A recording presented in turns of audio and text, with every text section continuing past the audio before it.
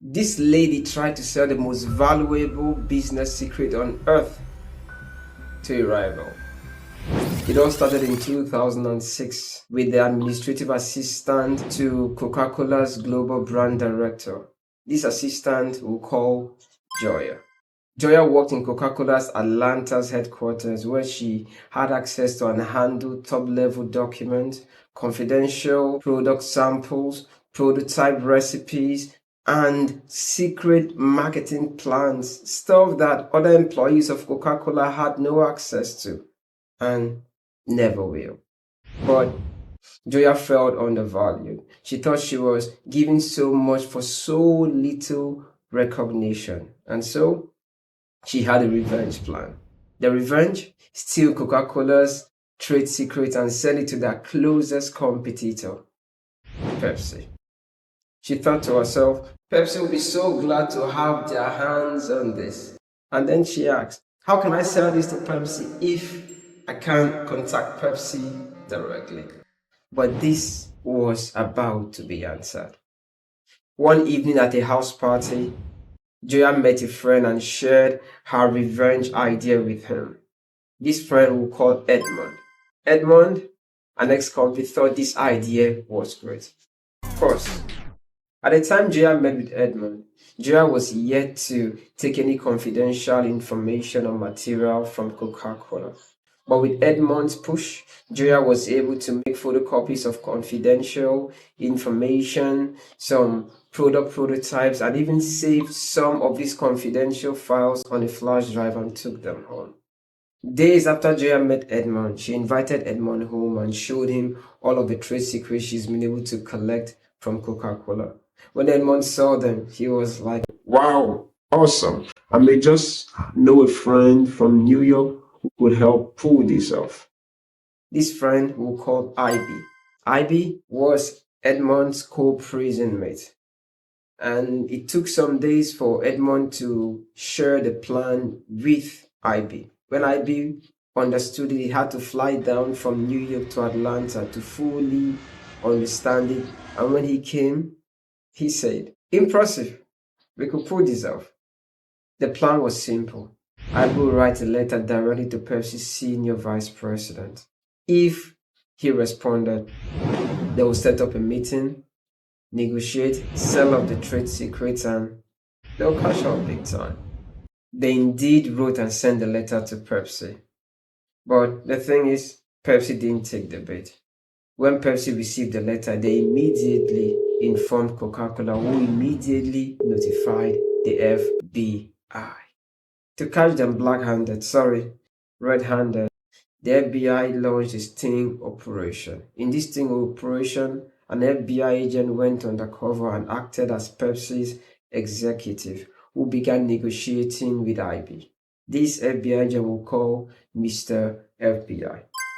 Mr. FBI, although never accepted or agreed on terms with IB, he gave them a green light. And when he gave them a green light, Edmund, Joya, and Ivy told themselves, finally, we're going to make money. The next day, Ivy sent to Mr. FBI a 14-page sample of Coca-Cola's confidential documents, including samples of products still in development, and one marked highly confidential. Because, of course, the best way to hide a confidential thing is to tag or label it highly confidential. While negotiations were ongoing, the FBI were carrying out serious investigations on all employees of Coca-Cola to find out who could have been the snitch. And their main suspect turned out to be Joya for obvious reasons. Joya was one employee who had access to all of Coca-Cola's confidential materials. So the FBI set out a secret camera near Joya's desk. And on one of those days, the secret camera captured Joya stealing confidential materials and product samples and putting them in her bag.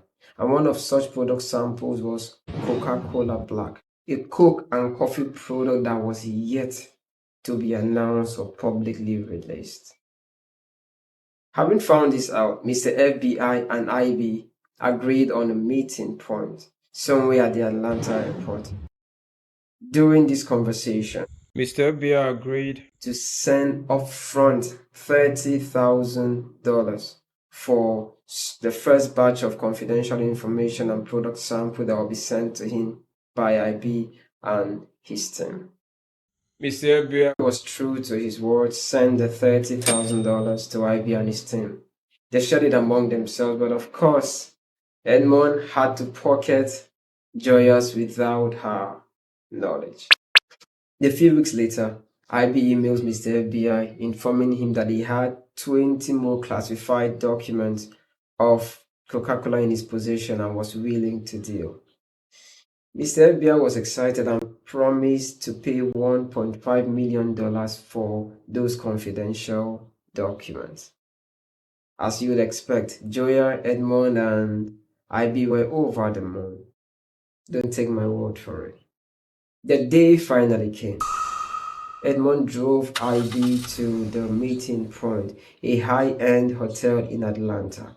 The purpose of the meeting was not to exchange the 20 classified documents, but to finalize trust, agree on the final payout as soon as the formula was delivered. After the $1.5 million was assured, IB and Mr. Abia had shook hands. IB stood up and left the hotel. As he approached the car where Edmond was to tell him about the breakthrough, the FBI swooped in and arrested Joya, Edmond, and IB and charged them with conspiracy to steal and sell trade secrets. Joya was eventually found guilty and sentenced to 8 years in prison.